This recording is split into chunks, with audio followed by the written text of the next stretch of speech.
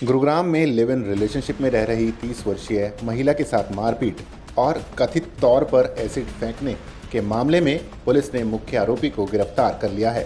Police अब आरोपी से एसिड हमले के संबंध में गहन पूछताछ कर रही है।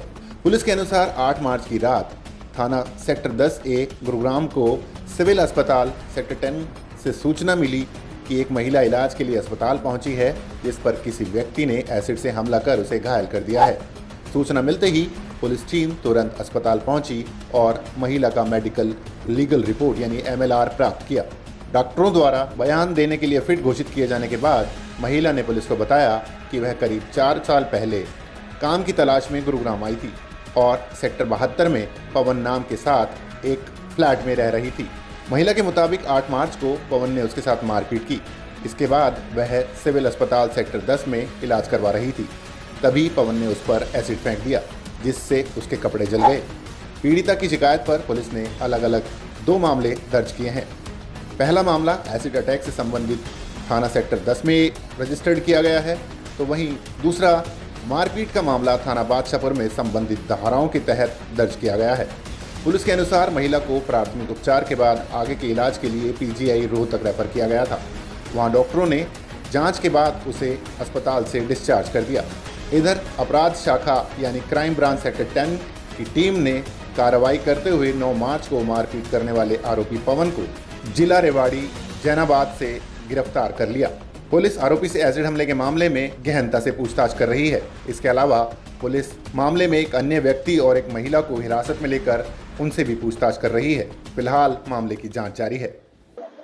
जी, कल रात करीब रात 8:30 बजे के आसपास में सेक्टर 10 सिविल हॉस्पिटल से एक इन्फॉर्मेशन गुरुग्राम पुलिस को आई थी कि किसी महिला के ऊपर एसिड फेंक दिया गया है। पुलिस की टीम स्पॉट पर गई थी और महिला के द्वारा दी गई स्टेटमेंट पर इसमें FIR रजिस्टर की गई थी। महिला के द्वारा अपनी स्टेटमेंट में बताया गया था कि वो किसी पवन नाम के व्यक्ति के साथ में सेक्टर 72 गुरुग्राम में लिव इन रिलेशनशिप में रहती है। वहाँ पहले पवन के द्वारा उसे मारपीट की गई और बाद में हॉस्पिटल में आकर के पवन के द्वारा किसी अन्य साथी के साथ मिलकर उसके ऊपर एसिड फेंक दिया गया। मामले में 2 अलग अलग FIR रजिस्टर की गई थी। पहली FIR बादशाहपुर पुलिस स्टेशन में मारपीट और अन्य सेक्शन में दर्ज की गई थी। दूसरी जो FIR थी वो एसिड अटैक से संबंधित धाराओं में सेक्टर 10 पुलिस स्टेशन में रजिस्टर की गई थी। गिरफ्तार किया गया जो एक्यूज है उसकी पहचान पवन के रूप में हुई है।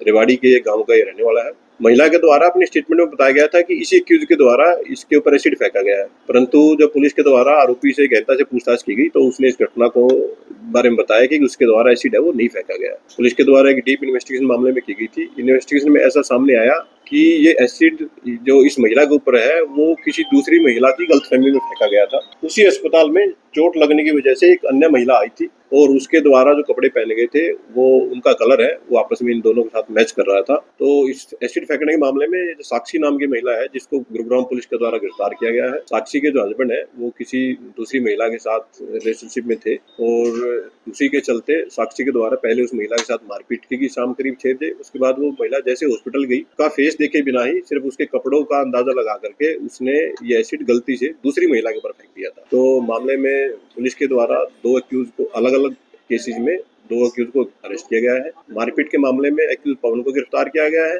एसिड फेंकने का जो मामला है उसमें एक्यूज साक्षी को गिरफ्तार किया गया है। साक्षी है जो एसिड फेंकने वाली महिला है उसकी कोई परिचित नहीं है, ना ही कोई जानकारी है।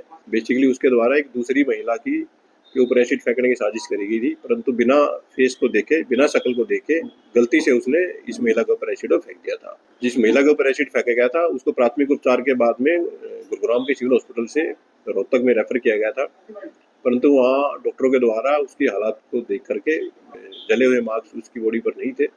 उसको कल ही उनके द्वारा डिस्चार्ज कर दिया गया था। एक्यूज साक्षी है, इससे अभी तक की जो इंटरोगेशन पुलिस के द्वारा की गई है इसने बताया है कि इसके द्वारा टॉयलेट क्लीनर उस महिला के ऊपर डाला गया था और मामले में फर्दर इन्वेस्टिगेशन पुलिस के द्वारा की जा रही है। देखिए जो विक्टिम है जो दोनों महिला हॉस्पिटल में थी वो दोनों ही महिलाएं अलग अलग है। बेसिकली उनका आपस में कोई लिंक नहीं है और विक्टिम की प्राइवेसी को देखते हुए लिव इन शिप की जो ड्यूरेशन है और जो अन्य जो चीज़ें वो आपके साथ शेयर नहीं की जा सकती।